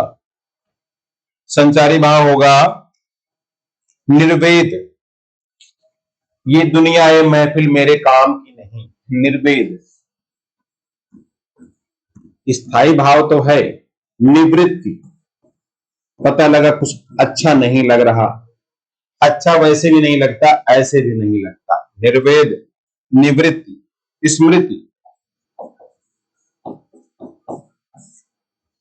और स्तंभ, खंभे जैसे खड़े हो जाते हैं, रोमांच, हर्ष आदि। ठीक, निर्वेद, निवृत्ति, स्मृति, स्तंभ, रोमांच, हर्ष, ये हो गए इसके संचारी भाव। और भी हैं, अभी तुमने कम बताया आपको।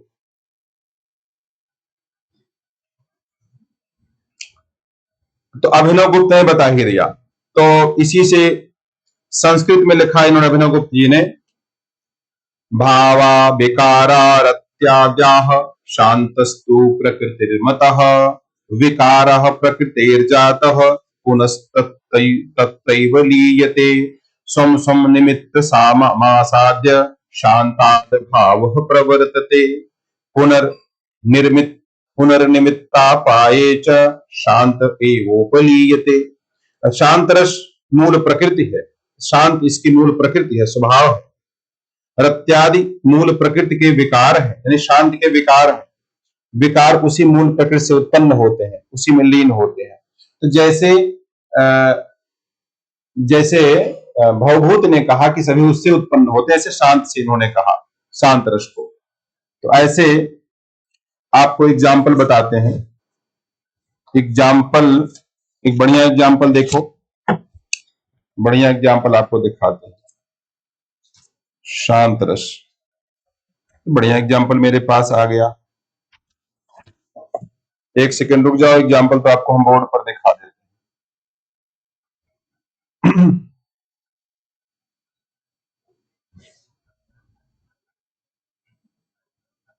एक एग्जाम्पल, दूसरा एग्जाम्पल।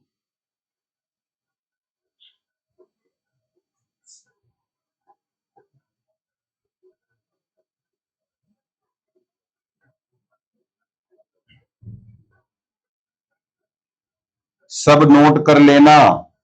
ऐसा तो नहीं कहेंगे और कहीं नहीं मिलेगा, लेकिन मिलता मुश्किल से है, ये हम जरूर कह सकते हैं। एक हो गया, दूसरा देखो, 1 2 3।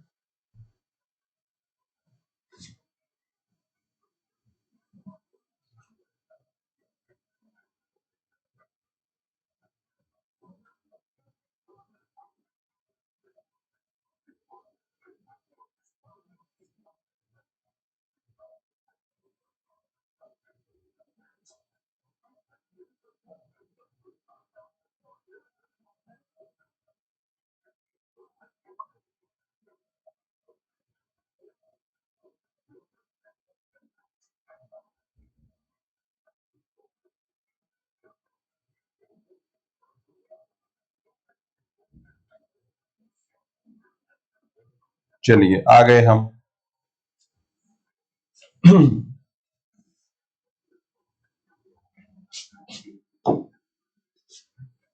एक तो इसको आप नोट करो।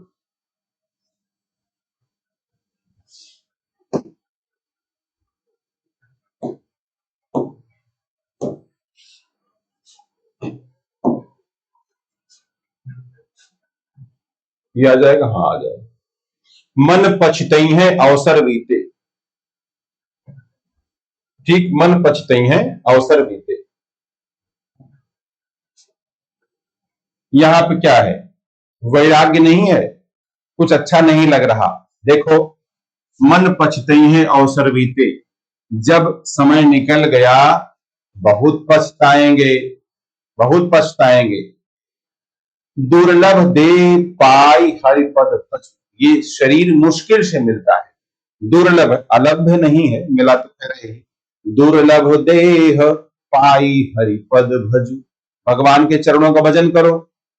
कर्म वचन अरुहीते, कर्म से, वचन से, मन से, मन से, वचन से, ही माने हृदय, ही माने हृदय।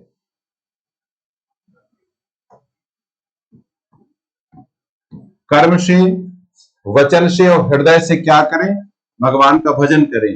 सहस बाहु दस बदन आद बचेन काल बली थे। सहस बाहु जिसके 1000 भुजाएं थी, 10 बदन यानी रावण तमाम राजा, बलि काल से नहीं बच सके, समय ने सबको निगल लिया, सब मर गए। हम करी धन धाम समारे अंत चले उठ जीते। हम जो कुछ है मैं हूं, मैं सबसे बड़ा ज्ञानी मैं हूं। रावण को ज्ञान का बड़ा अहंकार, और हम करी, मैं अहंकार। अंत में क्या हुआ? धन धाम समारे अंत चले उठ रीते। अंत में रीते माने खाली हाथ चले गए। सुत बनतादि जान स्वार्थ रत न करुणे सब हीते। बनिता माने स्त्री, बनिता माने होता है स्त्री।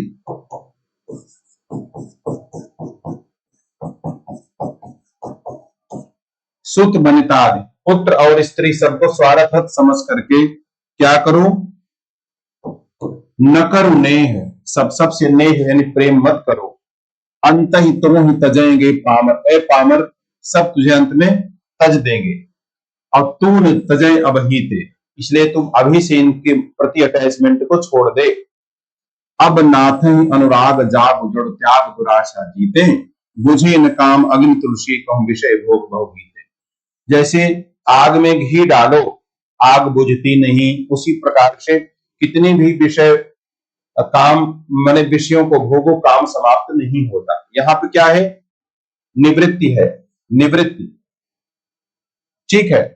अच्छा, दूसरी कविता हम ले लें यहां से।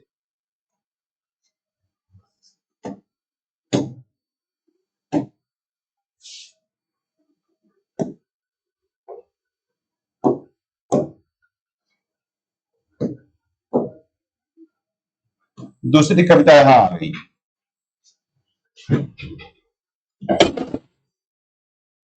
दूसरी कविता देखो,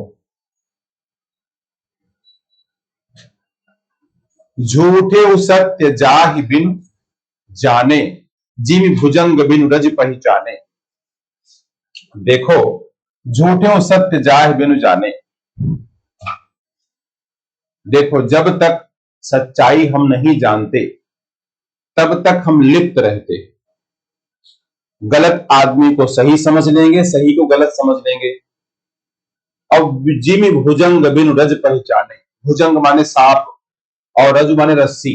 अगर रस्सी को हम सांप समझ लिए तो डर के भाग जाएंगे, और सांप को रस्सी समझ लिए तो पकड़ लेंगे और सांप हमें डस लेगा। ऐसे होता है। सांप डसता है, हम समझते हैं पार उतार देगा, और हमें डस लेता है। आए थे हरिभजन को ओटन लगे कपास। आप पढ़ाई करने के लिए आते हैं, राजनीति करना शुरू कर देते हैं। होती है कि नहीं है बात? तो झूठे सत्य जाहि बिनु जाने, जिन भुजंग बिनु रज पहचाने। रज माने होता है रस्सी, भुजंग माने होता है सांप, और जिह जाने जग जाई हेराई, जागी यथा सपन भ्रम जाई। परमात्मा एक ऐसी चीज है, उसको समझ लिए तो क्या होगा? जग जाई हेराई, संसार खो जाता है, संसार बचा है।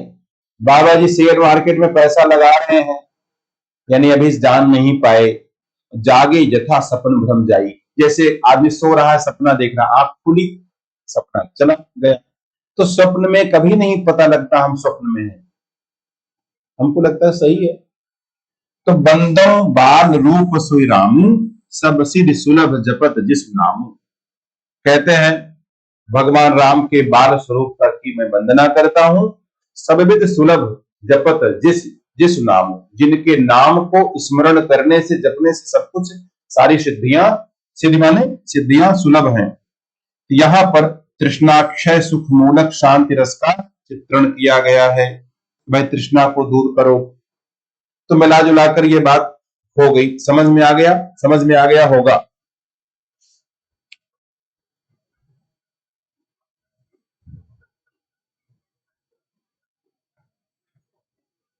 अजय जी पढ़ाई लिखाई की बात पर ध्यान दो भैया, पढ़ाई लिखाई पर ध्यान दो। देखो होता क्या है कि जब तक कोई हमारा नुकसान नहीं करता, हमारा ध्यान उस पर नहीं जाता। कोई व्यक्ति अगर ये समझता है कि हम किसी के पीछे पड़े हैं तो मूर्ख है वो। अगर वो हमारे पीछे न पड़ेगा तो उसके पीछे हम काहे पड़ेंगे, क्या मतलब है? आदमी तो अपने बचाव के लिए करता है। देखो सांप जो होता है वो किसी को नहीं काटता, लेकिन काट लेता है। क्यों? उसको डर लग जाए कि आप उसको मारेंगे तो काट लेता है। इसलिए कभी किसी को आप डिस्टर्ब न करो, डिस्टर्ब ना तो जो हमको डिस्टर्ब करेगा अपने बचाव के लिए हम प्रयास करेंगे। इसको उसी अर्थ में लेना चाहिए, है ना? चलो फिलहाल अब हम लोग अंतिम 10 मिनट में विराम लेते हैं। राम नाम रटते रहो जब तक घट में प्राण, कभी तो दीन दयाल के भनक पड़ेगी कान। सुख में दुख में श्री राम भजो, सब नश्वर है मत मान करो। बहुवीर हुए बलवान हुए, कितने ही महिपतिमान हुए। अब कौन कहा कछु ज्ञान करो, सब नश्वर है मत मान करो। वाह, देखिए अजय नाम कितना सार्थक है। अब बड़ा जो है अच्छी बात है, आप तो किसी और हारा में लेके चले गए। यहाँ तो आपकी बातें सुन करके मन में हो रहा है हिमालय चले जाए। तो चलिए अच्छी बात है, हंसी मजाक, हिमालय तो अच्छी जगह है ही। तो शेष डिस्कशन हम लोग जो है अगले भाग में करेंगे। अभी विराम लेते हैं, अभी विराम लेते हैं। एक ब्रेक के बाद 12:30 बजे हम हिंदी साहित्य के इतिहास के साथ उपस्थित होंगे। मेहनत कर लो, मौका मिला है, मेहनत कर लो, मौका मिला है। मिलते हैं हम लोग एक ब्रेक के बाद, और कल 10 बजे के क्लास में, या जो अगली क्लास होगी उसमें हम लोग चर्चा करेंगे बाकी रसों की। शांत रस तक बात हो गई है, बाकी रसों की चर्चा करेंगे, ठीक है? चला जाए। नमस्कार, जय हिंद, अपना ध्यान रखिए। और आप लोगों ने अब इतना प्रेम स्नेह दिया तो बहुत बहुत धन्यवाद। ठीक है, नमस्कार।